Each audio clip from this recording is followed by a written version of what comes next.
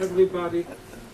It's a great pleasure to see you again here at what is in fact the end of our post-Holocaust and anti-Semitism, I would say not the end of post-Holocaust and anti-Semitism, but more the end of the season, the end of the fifth season, which unfortunately shows that this is a fairly major field in which we have a lot of issues to discuss. We will have, as I have announced, one final lecture in our Changing Jewish Communities series on the 26th, Wednesday the 26th of July, with Rabbi Michael Shudry, the Chief Rabbi of Poland.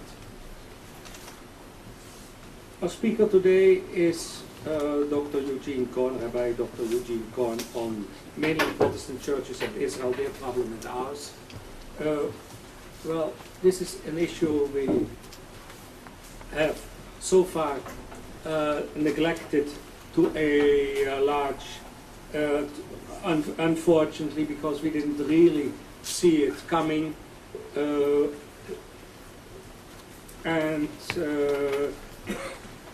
We will be publishing in the coming half year a number of essays in our post-Holocaust and anti-Semitism series on this subject, because those of us who had thought that with the changes in the Catholic Church the main problem has been solved, we did not realize that in fact in mainline Protestant churches today the problem may be even bigger than in the Catholic world. I would also like to welcome, before I introduce Dr. Korn, this is the season, people come from abroad. We have with us one of the leading Jewish thinkers of Europe, Professor Shmuel Trigano, also a fellow of the center, and I'm very glad that he is today with us. Rabbi Dr. Eugene Korn is nowadays the National Director of Jewish Affairs at the American Jewish Congress. There he is also responsible for programs in interfaith relations and Jewish identity. He's a scholar in the areas of Jewish law and philosophy, Israel and Jewish Christian relations. So he's furthermore an adjunct professor of Jewish thought in the Department of Christian Jewish Studies at Seton Hall University, and he is the editor of the Edah Journal A Forum for Modern Orthodox Discourse. Eugene.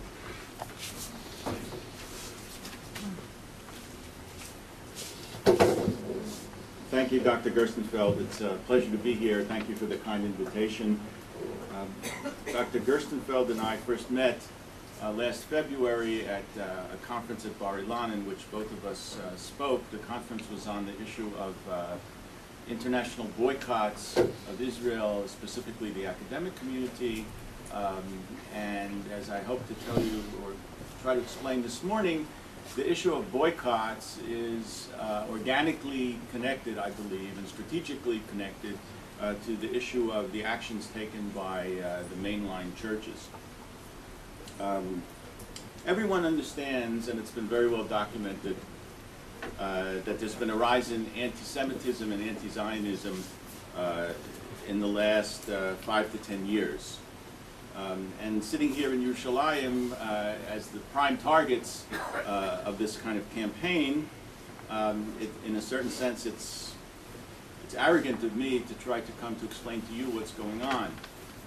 But I know as an editor of a journal and as a writer, there's always a need for an outside perspective, for a fresh pair of eyes to look at an analysis. So that's what I hope to do with you this morning, provide perhaps a perspective of what's going on in America vis-a-vis this campaign. And Jews, Jews are very good at diagnosis and fetching.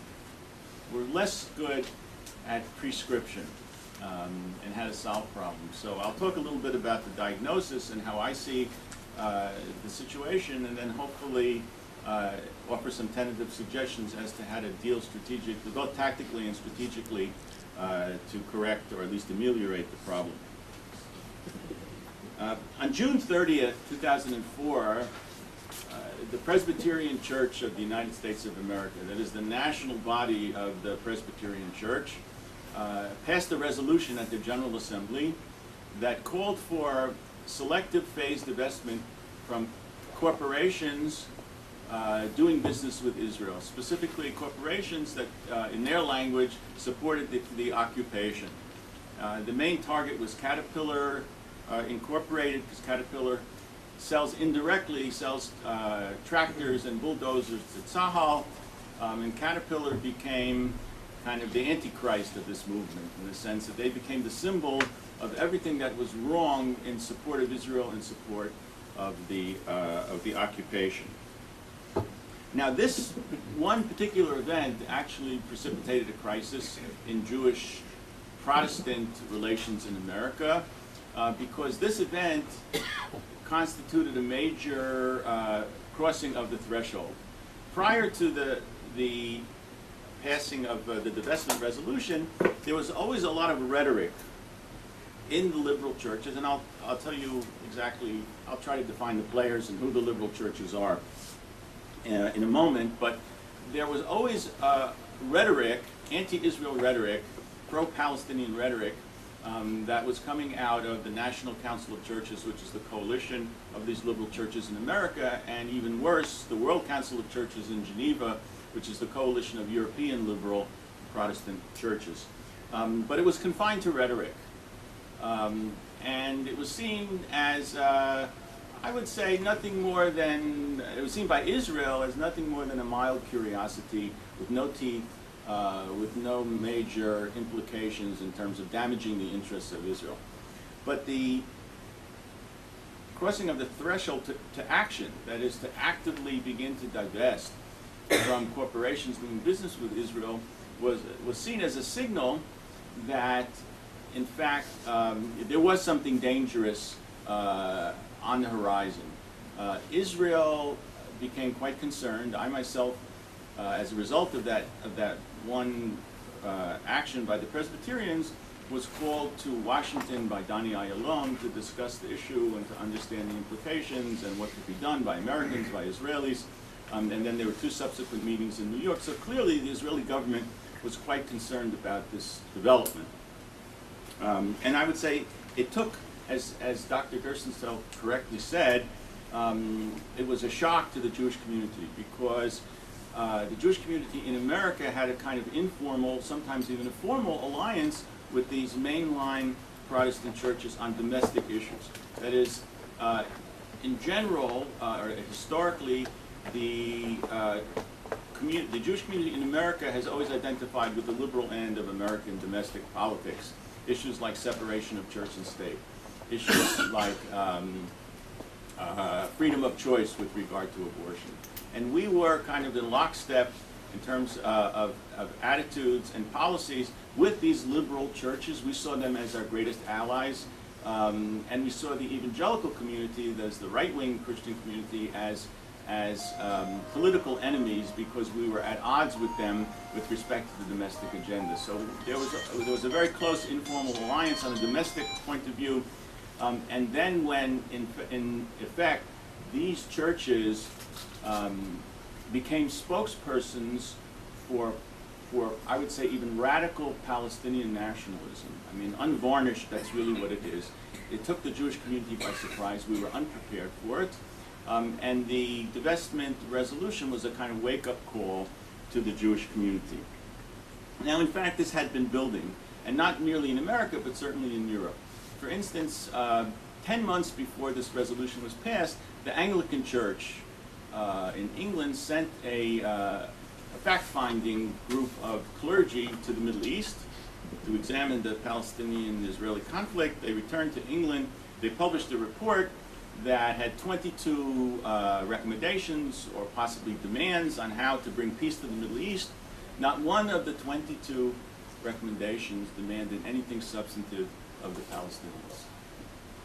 It was all directed at what Israel needs to do to bring peace to the Middle East. It was very clear from the Anglican perspective that Israel was the root of the problem of the conflict here, and therefore for the conflict to be solved, the onus almost the exclusive onus was on the Israelis, and very little was asked of the Palestinians. That's kind of curious. I know there are a lot of people in the audience here who are in psychology, psychiatry, psychoanalysis. It's almost as if what they're saying is that the Palestinians are incapable of taking moral agency and assuming moral and political responsibility for themselves, and therefore the entire onus is on the Israelis.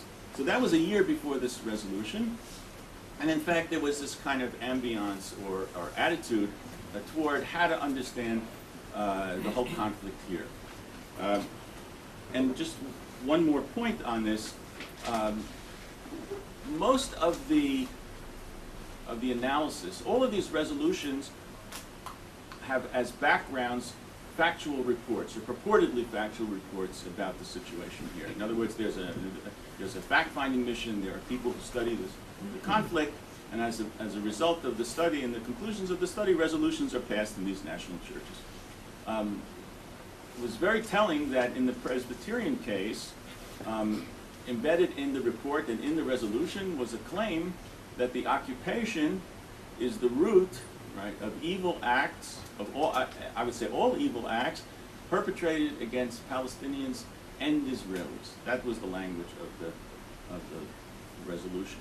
In other words, what they're saying is that the Israeli occupation is responsible not only for perceived violations of human rights against Palestinians, but even Palestinian terrorist action against Israelis is ultimately attributable to Israeli actions. There's no sense of blame or responsibility placed on the Palestinian community or the Palestinian Authority. It all comes back to the original sin of occupation for which the Israelis are completely responsible. Now, the fact is that this transcends the churches. At the same time, there were part of this campaign was taking place in the American universities. There's a number of people here from Columbia, from Harvard. You know, there were anti-divestment resolutions passed or circulating at Columbia and at Harvard and at MIT and at Berkeley and in really the elite intellectual circles in America. And also the labor unions, historically on the very left end of politics, were also taking up this campaign. So one could say that, well, how important really is the Presbyterian Church, and really how important is the Anglican Church in the long run? But the fact is, to really understand this campaign strategically, one has to see it as organically connected to major institutions.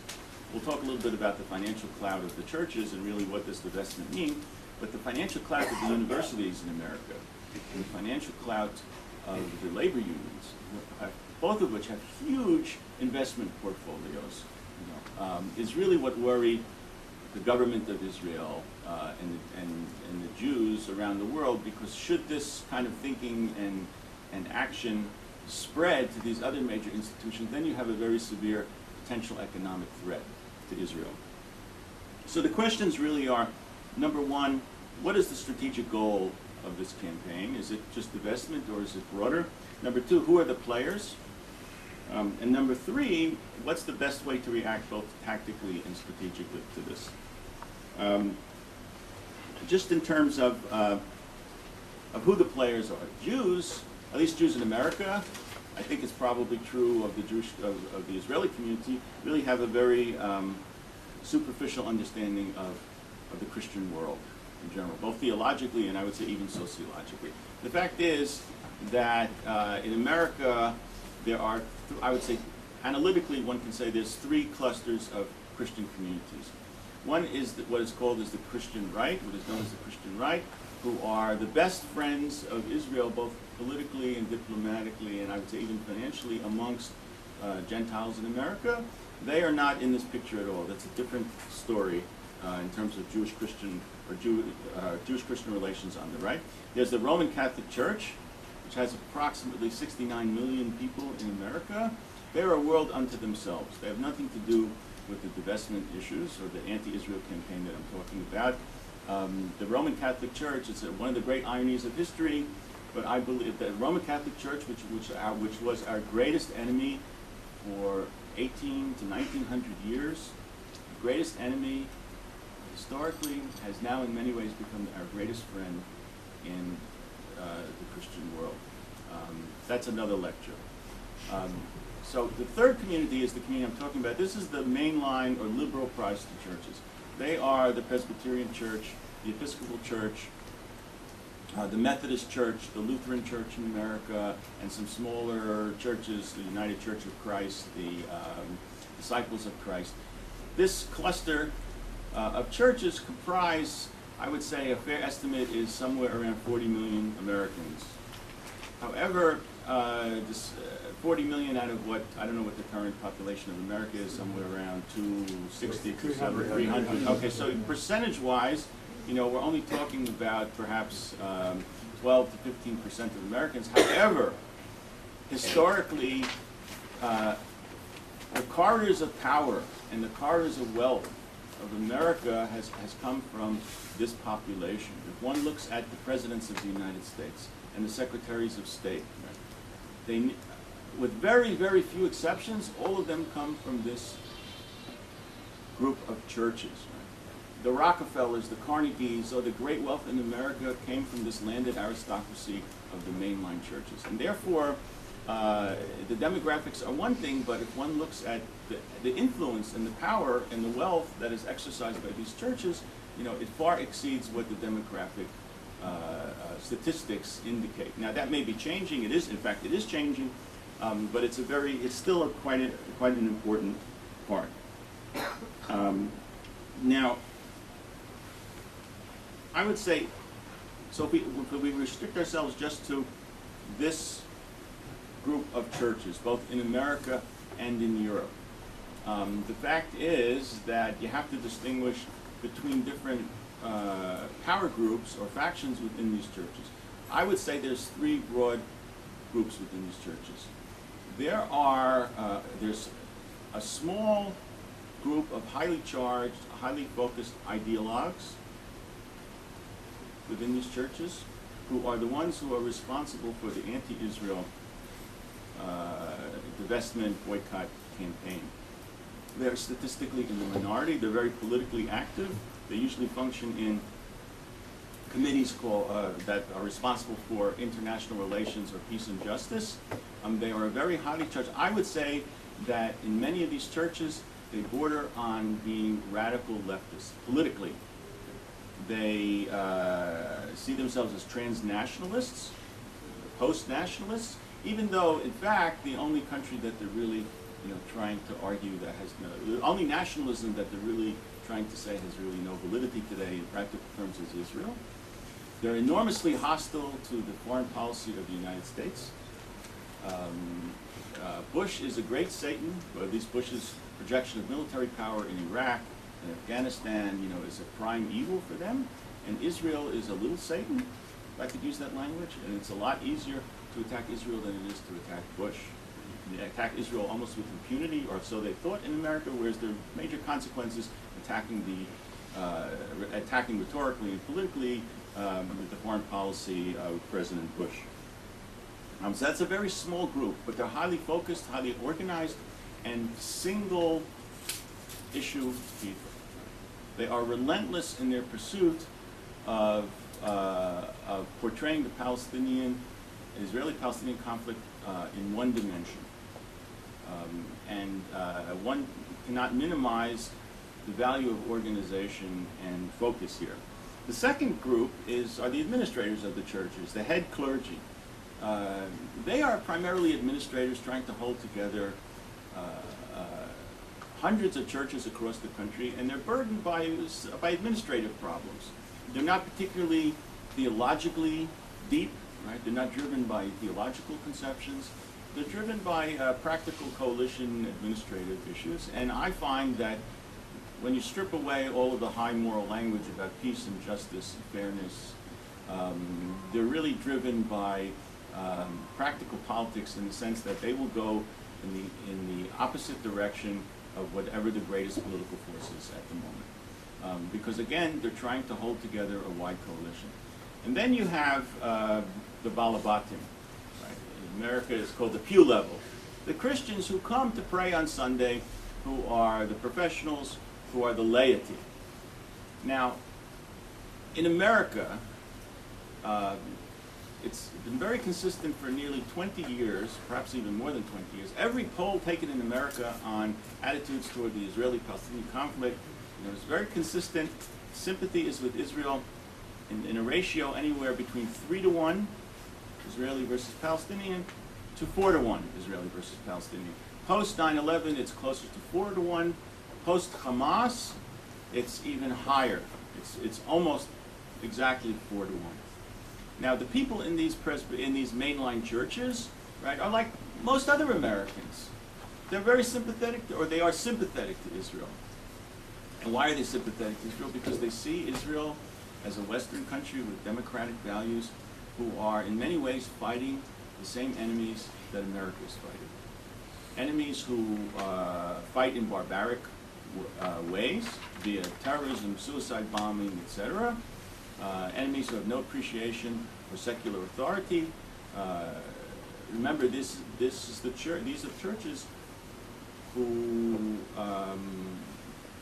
for whom separation of church and state is very, very significant. So when someone comes along and wants to and talks about an Islamic state, ideologically and politically, that's anathema to them. So most of the people in the pews, they're not mishugal davar the way we are. They don't follow, everything that's written in every new development about the Palestinian-Israeli conflict the way we do. They have a very superficial notion, idea of what's really going on in this part of the world. But in general, they are positive toward Israel, but not very well organized. So what happened really is that the small group of ideologues in the Presbyterian Church, in the Anglican Church in America is called the Episcopal Church, in the Methodist Church, really hijacked the ideology and the agenda and the foreign policy of these churches. They were statistically in the minority, but they were, because of their focus, because of their organization, they were able to impose this one-sided view of the conflict upon the national churches. So you have this kind of paradoxical situation when I go around in America and I speak to churches, Presbyterian churches, or any one of these churches, on a local level, the odds are very, very high that the people I talk to are sympathetic to Israel. But you get the national program of these churches, which control the money to a certain degree, are enormously hostile to Israel. So the situation is complex from that point of view. That's who the players are. And that will dictate really what the strategy is toward this. Now, just a sense of really how much of a threat is this. The Presbyterian Church has a portfolio of investments and retirement funds, etc., of about $9 billion. Right? Sounds like a lot to people like you and me, but on the Wall Street scale of things, it's a rounding error.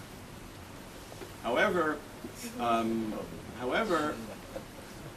they belong to a coalition, right, of churches who have a kind of common strategy for investing in America, and that portfolio is $130 billion. Right? So it's potentially $130 billion of investments that could be leveraged against companies doing business with Israel. And if one goes to the universities, it's significantly higher than that. And therefore, whereas the Presbyterian Church in and of itself, may not be significant, the concern of the Israeli government and the concern of the Jews in America was that should this thing spread, should this campaign spread, and should it win the day in the churches and in the universities and in the labor unions, then you get into a situation of I would say, significant economic threat. You need a lot of Warren Buffetts, right, to counter the economic threat. But even more important, I believe that the strategic objective of this campaign was not economic. What this campaign was and continues to be all about is the isolation and the weakening of the image of Israel in the public eye that will ultimately lead to the delegitimization of Israel as a country. And one sees that clearly if you read between the lines, sometimes even the lines itself of all of these resolutions, the rhetoric, they all use South Africa, apartheid South Africa, as a model. Just as there was an international campaign to dismantle the apartheid regime of South Africa, and it succeeded on a political level, and divestment was an aspect of that. Similarly, there's a similar strategy vis-a-vis Israel. And that tells you more than just about the tactics, that tells you about the strategic objective. Ultimately, the strategic objective is a one-state solution, even though it's very hard for these churches to see that, right? Because in America, it's, what can I say? One of the aseret de brot in America is to be fair and to give everybody a chance for national self-expression and to be balanced and honest. So nobody will say amongst the landed aristocracy in America that the Jews shouldn't have a right to a state. That's a far leftist position. But what's happened is that these far leftists have somehow been able to insinuate this program in what appears to be fair terms to the national institutions. That's what's so alarming about this. You're not talking about a group of radicals, of SDS radicals, right, at Berkeley. You're talking about the Presbyterian Church, the Methodist Church, the Episcopal Church, which represent somehow, God and morality in the United States, what's left of it. Right? Purportedly very fair and honest institutions now beginning to talk and act in ways that ultimately will support the dismantling of this state.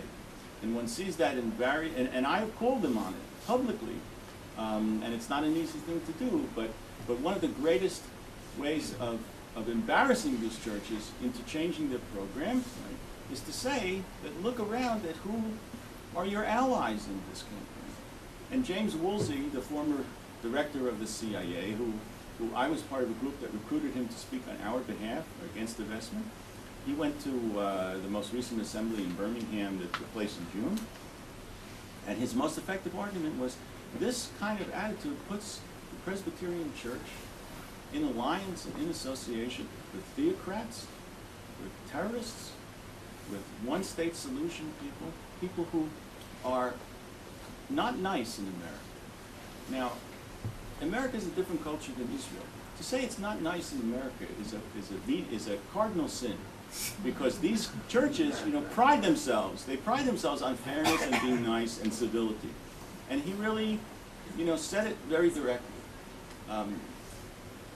Part of the origins of this campaign are coming from a very small institution that has very little influence here in Israel or in the Palestinian territories. It's called the Sabeel Institute Center for Liberation Theology. I was here in May. I spoke to Khalid Abu Tomeh. He covers Palestinian affairs for the Jerusalem Post. And I asked him about Sabeel Institute, Sabeel Center. He said, who's that? In the Palestinian community here locally, they're almost unknown. However, they are the darlings of the leftists in these churches, and they travel through America. A fellow named Naim Atik travels through America and Canada in conferences raising money.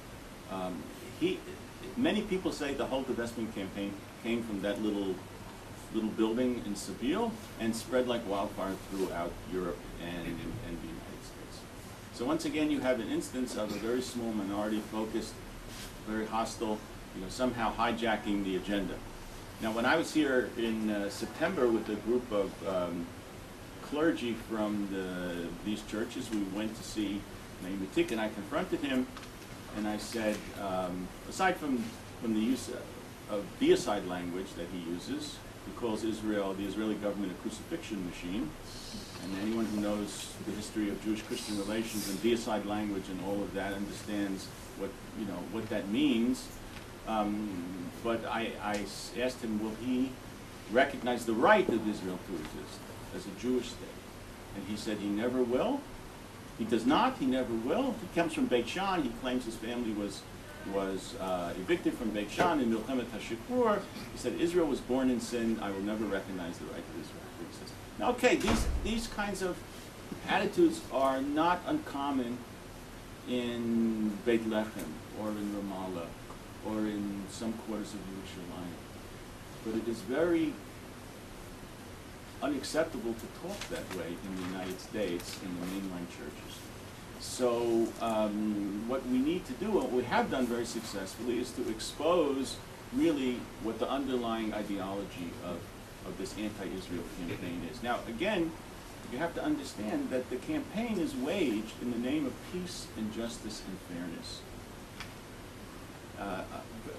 They want to claim the high moral ground. And they get it from Nevi'im. They claim they get it from Nevi'im. That the Nevi'im are defenders of the oppressed, of the downtrodden, of the poor. In their eyes, the Palestinian occupy that category, and therefore all of their sympathies, theologically and morally, are with the Palestinians. They never ask who's responsible for the oppression. Who's responsible for Palestinian suffering? They don't ask that question. I once told the chief, that the top Episcopal officer of the Episcopal Church of the United States, I said, your theology is really quite superficial. And I'm on good terms with him, so I can talk this way with him. I said, your theology is really very superficial. It's if you're weak, you're right. And if you're strong, you're wrong. And it doesn't go beyond that. And in fact, that's really what most of the analysis is. Now, what's happened? The fact is, let me explain how we tried to fight this and what's happened very recently. The Jewish organizations, some of the Jewish leaders understood that, first of all, I personally almost never use the term anti-Semite. Jews are really quick to pull the trigger and call people anti-Semites.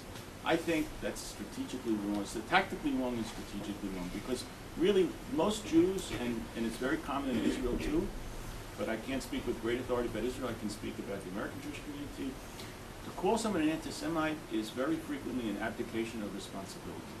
What that really means is these people are hopelessly and irreversibly against Jewish interests. There's no point to dealing with them, right? You just walk away, because there's no hope of reforming these people. That's the way the Jewish community very frequently uses the term anti-Semite.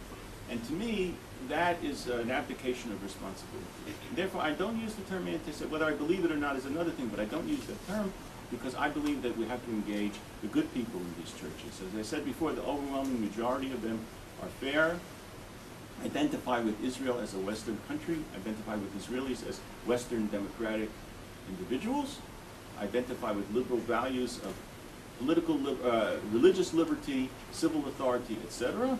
And therefore, it's critical to make the distinction between the ideologues who are, I would say, hopelessly, someone uses this term in America, hopelessly religious. You know, that is, you're never going to convert them out of their deep faith that Israel is the root of all problems. But the overwhelming majority of people within the churches, you can make a fair argument with them, and therefore there was very serious engagement. And secondly, the problem on the pew level was that people who were sympathetic with Israel were not organized. So many people in the Jewish community took it upon themselves to try to link up the Presbyterians and the Methodists and the Episcopalians who are pro-Israel and get them to work together in a coordinated, focused fashion. And in fact, that succeeded magnificently. The resolution to divest took place in 2004. In June 2004, the Presbyterians meet every 2 years. So the next, so there was an assembly in Birmingham, Alabama, in June 2006. Everyone understood that they were going to revisit the divestment campaign, the anti-Israel campaign. I came with a group of 13 very high-level Presbyterians, most of them pro-Israeli to start with. Some of them, I would say neutral, fair but neutral, some theological students. We brought them here. I spent 8 days with them here. We heard Palestinians. We heard the Palestinian side. We heard the Israeli side. They came back. They were the most effective forces in Birmingham to speak out against divestment, and ultimately they